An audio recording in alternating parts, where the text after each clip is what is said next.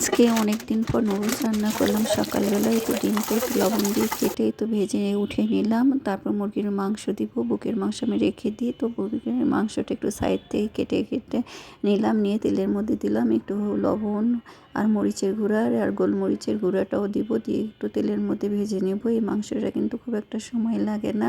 আর আমার নুডলস সিদ্ধ করা হয়নি, এটা নামিয়ে তো গোলমরিচের গুঁড়াটা দিয়ে দিলাম। এটা নামিয়ে এখন নুডলসটা সিদ্ধ করে নিতে হবে, তো পানি দিয়ে দিলাম।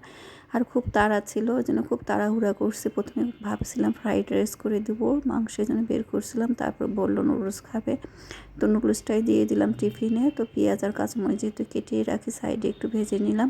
আর নুডলসটা সিদ্ধ হওয়ার পর দিয়ে দিলাম। নুডলসটা ছাকারও টাইম পাইনি, শুধু পানিটা ঝরে দিয়ে দিছি। আর এই তো সবজি রান্না করা ছিল, গাজর, ফুলকপি, পাতাকপি আর পেঁয়াজ কলি, সেটা দিয়ে দিলাম, মানে সেদ্ধ করা ছিল। আর ডিম ভাজাটাও দিয়ে দিলাম, দিয়ে এখন নেড়ে চেড়ে আর নুডলসের মশলাটা একটু দিয়ে দেবো, তাহলেই হয়ে যাবে মজাদার নুডলস।